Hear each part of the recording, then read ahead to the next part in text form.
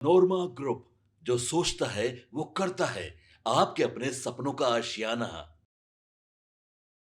नमस्कार, एक बार फिर से आपका बहुत बहुत स्वागत करते हैं। इनसाइड स्टोरी लेकर के आपके सामने हाजिर हैं और इनसाइड स्टोरी में आज कई ऐसी बातें हैं जो बिहार में सरकार बदलने या फिर कहा जाए कि बिहार में मुख्यमंत्री बदलने के बाद अब केंद्र की सरकार पर भी सवाल खड़े होने लगे हैं। केंद्र में जैसा कि आपको पता होगा कि स्पेशल सेशन 3 दिवसीय बुलाया गया है और उसमें सेशन चालू है। पहले दिन का सत्र समाप्त हो गया। जो कुछ भी हुआ सब कुछ आपने देखा होगा, लेकिन अब मामला बहुत ही गंभीर और गमगीन होता जा रहा है क्योंकि विपक्ष सरकार को घेरने के लिए पूरी तैयारी कर रहा है। कहा तो ये जा रहा है कि बिहार में भारतीय जनता पार्टी ने जब अपना मुख्यमंत्री बनाया तो सारा विपक्ष एकजुट हो गया है और इसमें एक बहुत बड़ी राजनीतिक रणनीति काम कर रही है। 4 लाइनों से जैसा कि मैं शुरू कर रहा हूँ 33% महिला आरक्षण बिल को लेकर के और आने वाले 2029 के लोकसभा चुनाव के पहले लोकसभा की सीटें बढ़ाए जाने को लेकर के जो बातें चल रही हैं उस पर विपक्ष पूरी तरह से हमलावर है और ऐसा लग रहा है कि सरकार को मुश्किलों में खड़ा कर दिया जाएगा। चलिए वो 4 लाइनें मैं शुरू करता हूँ कि झूठ के साँच बनावे हमरा ना आवे। झूठ के साँच बनावे हमरा ना आवे, फरेबी से रिश्तेदारी निभाए ना आवे। फायदा आपन होके उ होशियारी ना आवे, ठगा जानी हम हमेशा हमरा ठगे ना आवे। इस बिहार में 20 साल के बाद या यूं कहा जाए तो 35 साल के बाद एक बार फिर से समाजवाद की ही धारा चली है।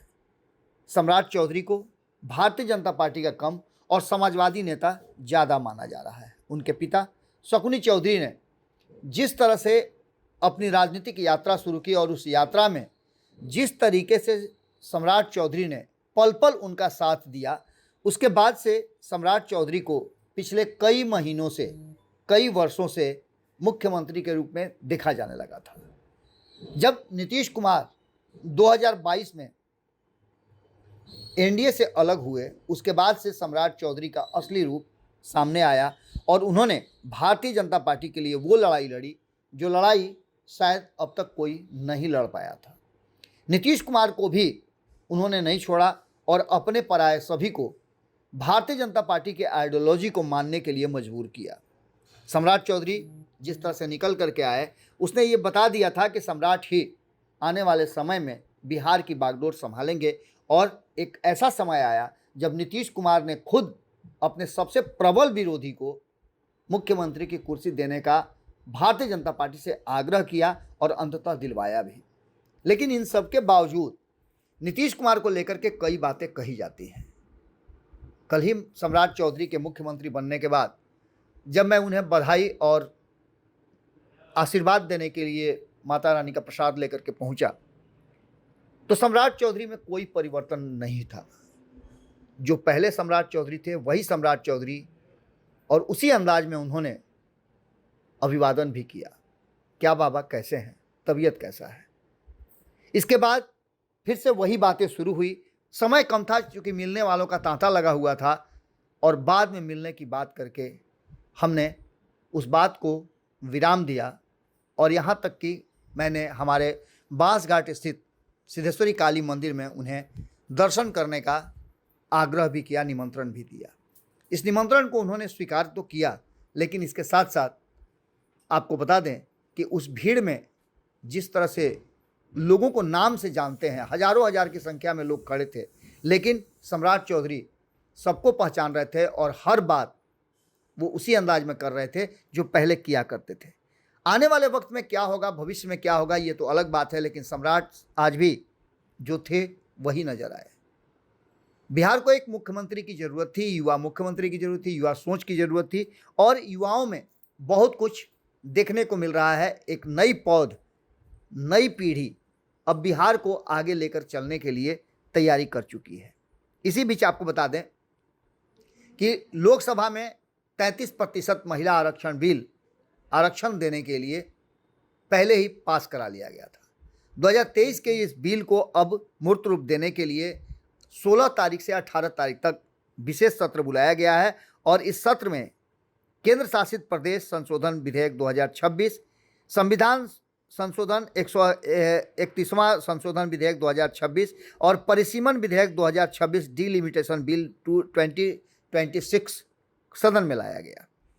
2023 में पारित नारी शक्ति वंदन अधिनियम पर आधारित है, जिसमें 33% आरक्षण का प्रावधान किया गया है, लेकिन इसके लागू होने को भविष्य में आने वाली जनगणना और परिसीमन की प्रक्रिया भी जोड़ी गई है। आपको बता दें कि ये पूरी कहानी अब शुरू हो चुकी है और इसको लेकर के जहां एक तरफ भारतीय जनता पार्टी वहीं एनडीए के घटक दल भी अपनी तैयारी मजबूत कर चुके हैं, लेकिन विपक्ष भी पीछे हटने के लिए तैयार नहीं है। विपक्षी दलों ने इसे पश्चिम बंगाल और तमिलनाडु सहित 5 राज्यों में होने वाले चुनाव से जोड़ करके देखा है, जिसमें महिला मतदाताओं को प्रभावित किया जा सकता है, लुभाने की कोशिश की जा सकती है। बिहार से भी जोड़ करके देखा जा रहा है कि बिहार में भी चुनाव से ठीक पहले सारी जो संभावनाएं थी, सारे संवैधानिक वर्जनाओं को तोड़ते हुए 10-10 हज़ार रुपये दे करके वोट खरीदे गए। अब इसे तुष्टीकरण की राजनीति बता रहा है विपक्ष। सबसे तीखी आलोचना लोकसभा सीट की संख्या बढ़ाकर 850 करने के प्रस्ताव को लेकर के हो रही है। हालांकि ये पहले तय हो चुका था 2023 में ही कि सीटें बढ़ाई जाएंगी और इसके लिए नए लोक भवन का भी निर्माण किया गया था। कई विपक्षी नेताओं ने चिंता जताई है कि सीटों के पुनर्निर्धारण का जो आधार है वो दक्षिण के राज्यों को लोकसभा प्रतिनिधित्व को कम कर देगा। इसको लेकर के कई चीज़ें सामने आ रही हैं और याद होगा आपको कि हमने 2021 से लेकर के लगातार 2023 तक, जब तक ये बिल सदन में नहीं आया था, भारत लाइव ने आपको बार बार पूरी कहानी बताई है कि किस राज्य में कितनी सीटें बढ़ेंगी। संविधान संशोधन 131वां जो संशोधन विधेयक है उसके प्रस्ताव को रखा गया है, जिसमें अधिकतम 850 सीटें बढ़ाई जा सकती हैं 815 राज्यों से और 35 केंद्र शासित प्रदेशों से। फिलहाल लोकसभा में 543 सीटें हैं। ये बात इसलिए बता रहा हूं क्योंकि इसका सीधा सीधा असर बिहार से जोड़कर देखा जा रहा है। कहा तो ये जा रहा है कि बिहार इसकी जड़ में है और बिहार में जिस तरह से सत्ता परिवर्तन हुआ है, नीतीश कुमार को सत्ता से बेदखल करके या कहा जाए कि मुख्यमंत्री की कुर्सी से हटा करके भारतीय जनता पार्टी ने जिस तरह से कुर्सी अपनाई है, उसको लेकर देश भर में एक माहौल बना है। कहा तो ये जा रहा है, इसमें कितनी सच्चाई है इस बात से अभी तक पर्दा नहीं उठा है, लेकिन कहा यह जा रहा है कि मुख्य रूप से नीतीश कुमार का भी इसमें समर्थन है और इस बिल को लेकर के नीतीश कुमार ही भीतर भीतर चाह रहे हैं कि ये बिल गिर जाए। लेकिन नीतीश कुमार ने इस बिल का समर्थन किया है, उनकी पार्टी ने भी किया है। अब दक्षिण के राज्यों को लेकर के कहा यह जा रहा है कि दक्षिण के राज्य इससे काफ़ी नाराज हैं। हिंदी पट्टी के राज्यों में तो सीटें बढ़ेंगी, लेकिन दक्षिण के राज्यों में उस अनुपात में सीटें नहीं बढ़ रही हैं। आपको बता दें कि दक्षिण के राज्यों में जिन्हें आमतौर पर प्रगतिशील माना जाता है, परिवार नियोजन की नीति के बेहतर स्वरूप को अपनाने के कारण छोटे परिवार को बढ़ावा देने की कोशिश की गई और यही कारण है कि वहाँ की जनसंख्या वृद्धि पर नियंत्रण मिला। इस नियंत्रण को कहीं ना कहीं अब एक दंश के रूप में देखा जा रहा है, जिससे दक्षिण राज्यों का तर्क है कि परिवार नियोजन का बेहतर काम करने के लिए उन्हें इनाम मिलना चाहिए और अन्य राज्यों की अपेक्षा उनकी सीटें डबल होनी चाहिए। अब इन सारी बातों को लेकर के लोकसभा में तर्क वितर्क जारी है, इस पर बहस चल रहा है। एक तरफ जहां सत्ता पक्ष में बैठे एनडीए के घटक दल इसका समर्थन कर रहे हैं, वहीं विरोध में भी कई लोग हैं। कहा तो ये भी जा रहा है कि सत्ता पक्ष में बैठे कई ऐसे लोग हैं जो नरेंद्र मोदी की सरकार को समर्थन दे रहे हैं। भीतर ही भीतर इस बिल का जब अंतिम समय आएगा तो इसके वोटिंग में वो अपना हाथ खींच लेंगे। तेलंगाना के मुख्यमंत्री रेवंत रेड्डी ने आंध्र प्रदेश के अपने समकक्ष और बीजेपी के सहयोगी चंद्रबाबू नायडू को पत्र लिखकर उनसे अपील की है कि वो दक्षिण राज्यों के साथ मिलकर सीटें बढ़ाने के प्रो राटा मॉडल का विरोध करें। राज्यों और केंद्र शासित के बीच प्रस्तावित 850 सीटों के पुनर्गठन का सटीक ढांचा अभी तक स्पष्ट नहीं है, लेकिन जनगणना की प्रक्रिया शुरू हो चुकी है और ये पहला स्टेज है जहां सीटें बढ़ाने की बात भी की जा रही है और डिलिमिटेशन की बात की जा रही है। 33% महिला आरक्षण को लेकर के कहा यह जा रहा है कि फिलहाल जो सदन की स्थिति है उसमें 78 महिलाएं हैं, कुल सीटों का 14% होता है और राज्यसभा में 42 महिलाएं हैं। ये सारी चीज़ें कहीं ना कहीं 33% को पूरा नहीं करती हैं। महिला संगठनों और महिला सांसदों ने दशकों से महिलाओं के लिए आरक्षण की मांग उठाई थी। फिलहाल लोकसभा में महिलाओं की संख्या जो है वो 14% है, तो वहीं राज्यसभा में 18% है। सेंटर फॉर सोशल रिसर्च की एक प्रेस रिलीज के मुताबिक दुनिया भर में महिला सांसदों की प्रतिनिधित्व औसत 27.2% है, यानी भारत में महिलाओं के सांसद प्रतिनिधि के रूप में पूरी दुनिया में तुलना अगर की जाए तो सबसे कम है, और ये चिंता का कारण भी है।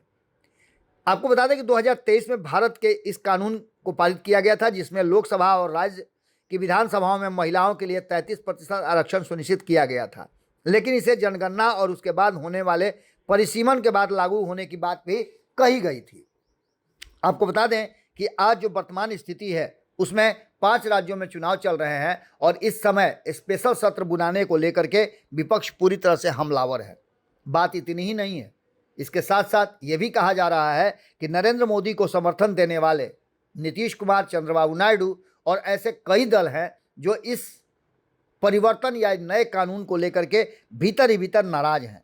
हालांकि नीतीश कुमार इससे नाराज नहीं है। नीतीश कुमार ने तो पहले ही बिहार में महिलाओं को पूरी तरह से आरक्षण दिया है। आपको पता होगा कि पंचायत में और जो पार्षद हैं उनको दोनों ही जगह पर नीतीश कुमार ने 50% आरक्षण दिया है। नगर निकाय में भी और पंचायतों में भी दोनों जगह नीतीश कुमार ने 50% महिलाओं के लिए आरक्षित किया है, तो वहीं 33% महिलाओं को नीतीश कुमार ने पहले ही सरकारी नौकरियों में आरक्षण दे दिया है। अब नीतीश कुमार इसमें कितना ज़्यादा सहमत होते हैं?